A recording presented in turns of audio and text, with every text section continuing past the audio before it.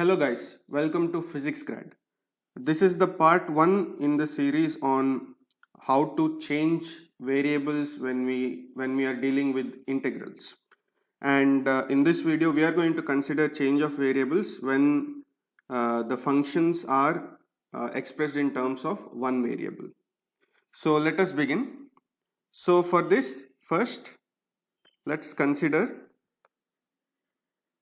a function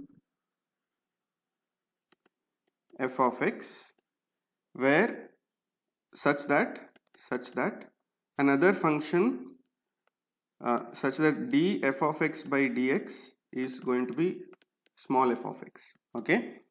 Or in other words, we say that f of x is the indefinite integral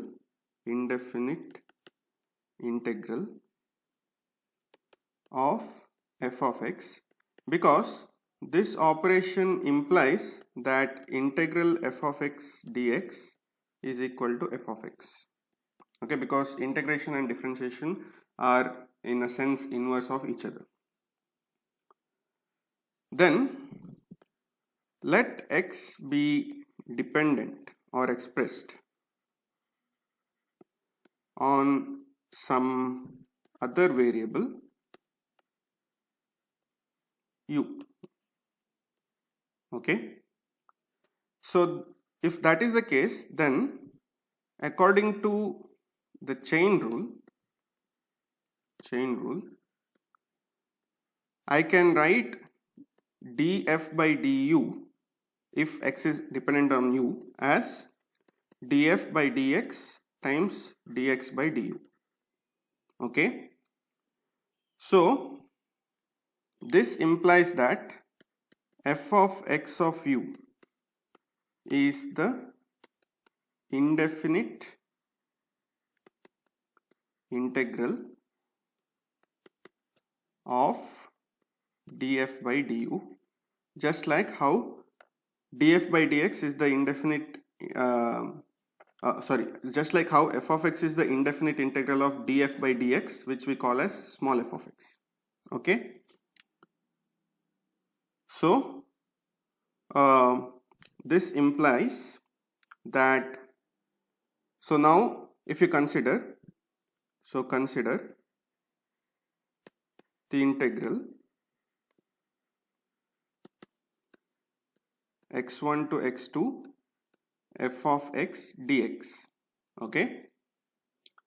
Now if I want to make a change of variable from x to u, okay, if we want to change the variable from x to u, how will this integral have to be written in that case? Then we use the following formula, which I'm going to prove,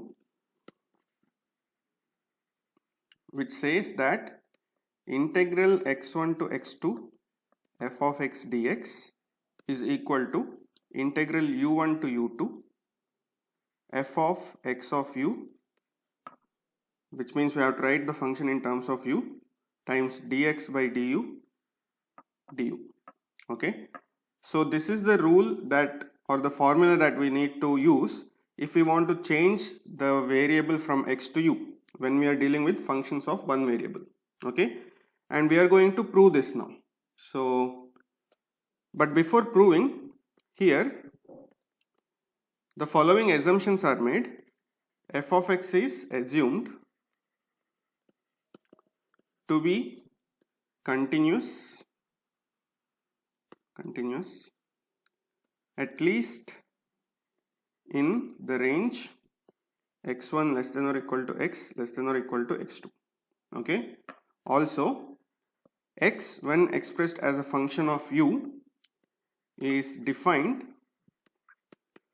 for u1 less than or equal to u less than or equal to u2 and has continuous derivatives, because otherwise this quantity cannot be defined. This guy can't be defined if it is not continuous and differentiable. Also, we assume that x1 is equal to x of u1,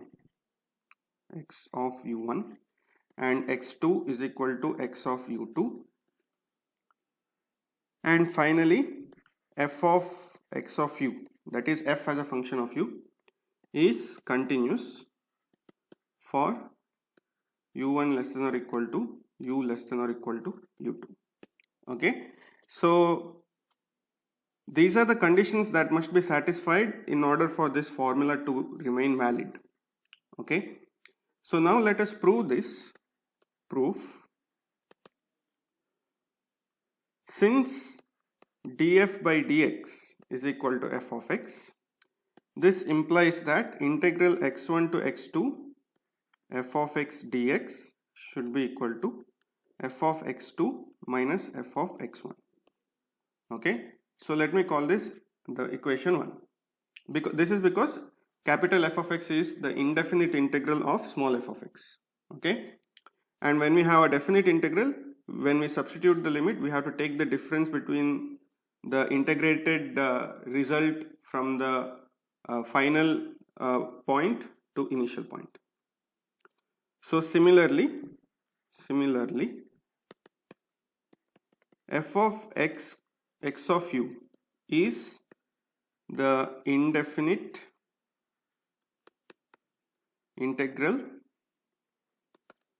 of df of x of u by du, which using chain rule can be expressed as df by dx times dx by du, but df by dx is nothing but our f of x of u times dx by du. Okay, so this implies that integral from u1 to u2 f of x of u dx by du times du is equal to f of x of u2 minus f of x of u1. This is because of the same reason that f of x of u is the indefinite integral of this guy. Okay, but our x of u2 is equal to x1, x of u1 is equal to x1, x of u2 is equal to x2, which means this is equal to f of x2 minus f of x1. Let's call this relation number 2. So now if you compare equation 1 and 2, you see that they both have the same result, and this implies that integral x1 to x2 f of x dx is equal to integral u1 to u2 f of x of u dx by du. Okay, so therefore we have proved the formula for change of variable when the function is dependent on one variable. Okay, so before we end, I want to make note of the following thing, which is note that we are expressing x as x of u, that is x as a function of u. This implies we don't need this relation to be invertible, because all we need is that x1 equal to x of u1 and x2 equal to x of u2, and if the following conditions are satisfied, then the rule is obeyed. Okay, so these conditions are what determines that this particular relation is true. So therefore it does not assume anywhere that this relation is invertible. Okay, so all that is required is that f of x of u be continuous in the range u1 less than or equal to u less than or equal to u2. What this implies is that you can even have the relation between x and u in this form. So if this is u1, this is u2, this is x1, this is x2, and these are the two endpoints, the relation can be something like this also. Okay, so clearly here the corresponding to say these values, the value of x has gone beyond this range, and that is the reason why we have written in the condition that at least it should be continuous in, so at least it should be continuous in this. But if the function is well defined even outside the bound, we can even have relations of this form. Okay, so that is the important thing that I wanted to say. And this doesn't violate anything, because if when you calculate this, when you are going to this region above this, you are basically calculating the integrand once in this direction and again coming back in this direction. Therefore, whatever integration that you did beyond this range is simply going to cancel each other, and what remains is just whatever you calculate from x1 to x2. Okay, so that is why we do not necessarily need the relation x of u to be invertible. Alright, so that's it for this video. Thank you for watching. In the next video, we are going to see similarly how do we change variables when we are dealing with functions of more than one variables. So thank you for watching. See you next time.